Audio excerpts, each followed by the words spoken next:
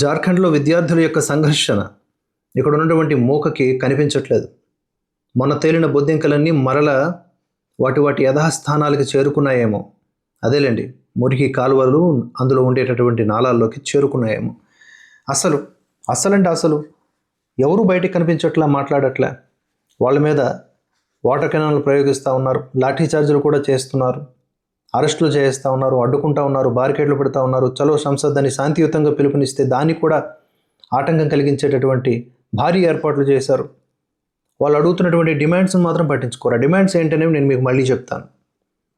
ఇక్కడ ధర్మేంద్ర ప్రధాన్ గారు రాజీనామా చేయాలి నీటి విషయంలో అంటే ఆయన రాజీనామా చేశారు. ఆ తర్వాత ప్రజల్లోకి వెళ్ళారు. ప్రజల్లోకి వెళ్ళిన తర్వాత ఆయన ఎటువంటి సాదర స్వాగతం ఉందో చూడండి. ఒడిశాలో ఒక కార్యక్రమంలో ఆయన పాల్గొన్నారు, తిరంగా యాత్ర అని చెప్పేసి సంబల్పూర్లో. అక్కడ చూడండి.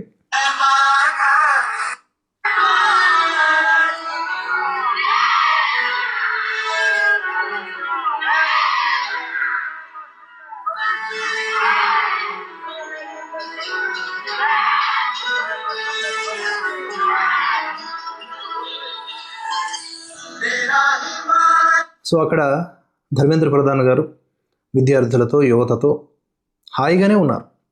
నిజంగా అతని మీద వ్యతిరేకత ఉంటే అతని మీద నిజంగానే కోడిగుడ్లు లేకపోతే టమాటాలు పడాలి. కానీ ఇక్కడ నిరసన పేరిట విర్రవీగినటువంటి నేహా బోరా లాంటి వాళ్ళకి, ఈ ఐసా కన్వీనర్స్ యాజ్ నేహా బోరా లాంటి వాళ్ళకి ఇంకు చుక్కలు పడుతూ ఉన్నాయి. ఇక అభిజిత్ డీప్కే వస్తే ఇంకేం పడతాయో తెలియదు. ముందుగానే గ్రహించి ఉన్నట్టున్నాడు, బయటికి రావడానికి సాహసం చేయట్లేదు. ప్రపంచంలో ఎవరికి టైఫాయిడ్ ఇన్ని రోజులు ఉండదు. ఇన్ని రోజులు ఉంటే తప్పకుండా కోమాలోకి పోతాడు.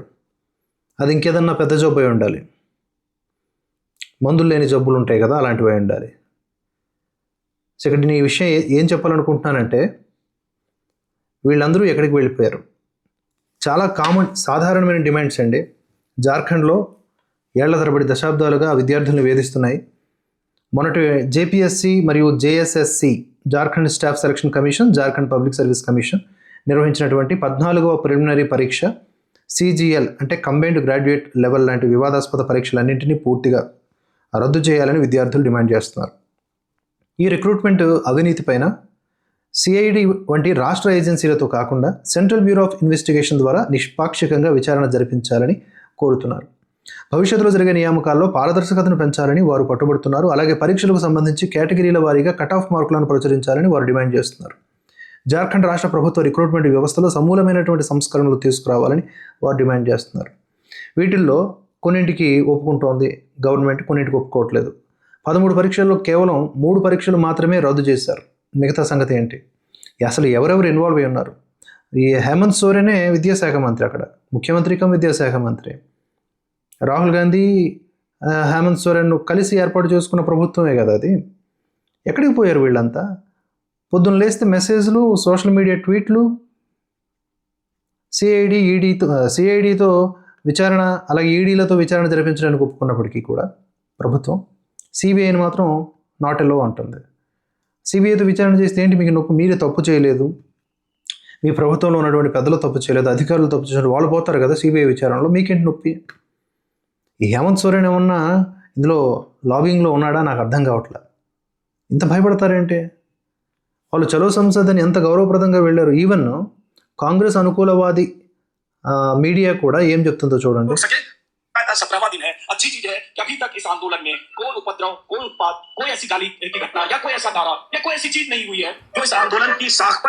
ఈవెన్ కాంగ్రెస్ సంబంధించిన మీడియా కూడా ఎలాంటి అపశృతులు, ఎలాంటి అపప్రదమైన మాటలు, దుర్మార్గమైనటువంటి విషయాలు, అశాంతి వాతావరణం కలిగజేసేటువంటి పరిస్థితులు ఈ నిరసనల్లో నాకు కనబడలేదు అని చెప్పి ఆయన గ్రౌండ్ రిపోర్ట్ చేస్తున్నాడు. దీంతో పాటుగా ఎక్కడ పడితే అక్కడ బారికేడ్లు, చలో సంసద్కి ఆటంకం కలిగించడం, ఎక్కడ పడితే అక్కడ బారికేడ్లు. మరో నేపాల్ లాగా చేయడానికి కాదు వాళ్ళు చలో సంసద్కి వెళ్తుంది. శాంతియుత నిరసన అంటారు, ప్రదర్శన అంటారు, ఓ ర్యాలీ అంటారు. ఇక్కడ ఢిల్లీ కేంద్రంగా ఏం జరిగింది? మరో నేపాల్ లాగా తగలబెట్టేయడానికి 2800 మంది క్రిమినల్స్ డిప్లాయ్ చేయబడ్డారు. దానికి చాలా తేడా ఉంది కదండి. మరి ఇన్ని బారికేడ్లు పెట్టి వాటర్ కెనాన్లతో ఇబ్బంది పెడితే విద్యార్థులు ఏమైపోవాలి అక్కడ? చూడండి.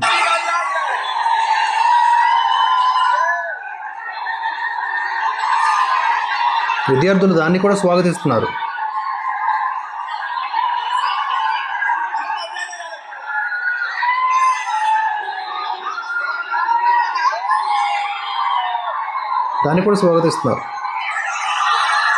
అందరి చేతుల్లో జాతీయ జెండా, గుండెల నిండా దేశభక్తి, బిర్సా ముండా పట్ల దేశభక్తి, గౌరవం, అలాగే నినాదాలు కూడా. నేను అవన్నీ వినిపిస్తాను, అవి కూడా చూడండి.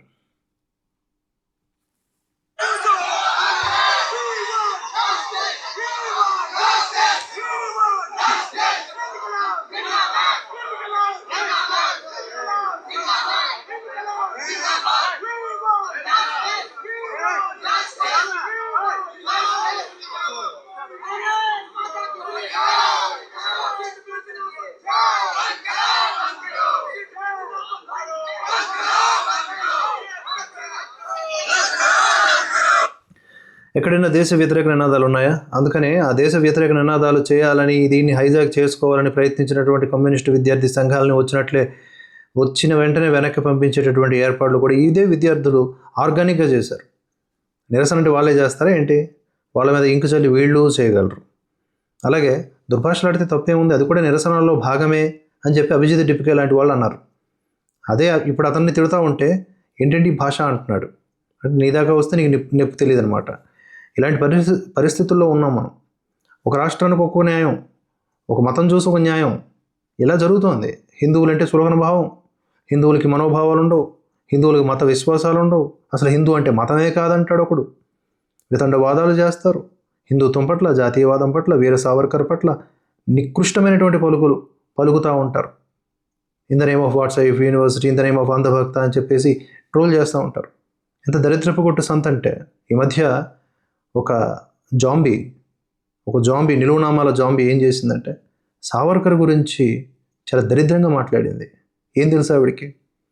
హిందుత్వం అంటే ఏం తెలుసు? ఇలాంటి ముష్కర మోకలకి లాగిపెట్టి చంప మీద కొట్టేటటువంటి రోజులు వస్తాయి జనాలు. ఇప్పుడు ఈ జార్ఖండ్ విద్యార్థులకి న్యాయం చేసేది ఎవరు? ఎందుకు రావట్లేదు రాహుల్ గాంధీ ముందుకి? E20 అంటారు, ఆ తర్వాత ఇట్టా చేయిపెట్టి అడ్నోల్ని, వాళ్ళందరూ మోడల్స్, అలాగే మెంబర్షిప్లు పెట్టుకొని అర్ధనగ్న ప్రదర్శనలు చేసేటటువంటి వాళ్ళని పెట్టుకుని వాళ్ళ జంజీలని వీళ్ళు చూపిస్తారు. ఎవరు? కాంగ్రెస్ పార్టీ వాళ్ళు జంజీలు ఎట్లయితారు? ఎవరు పడితే వాళ్ళు జంజీలు ఎట్లయితారు? ఇది కూడా ఒక వీడియో చూపిస్తాను. అది వాళ్ళ జంజీ, ఇది వీళ్ళ జంజీ, వాళ్ళ జంజీ, ఇది రియల్ జంజీ.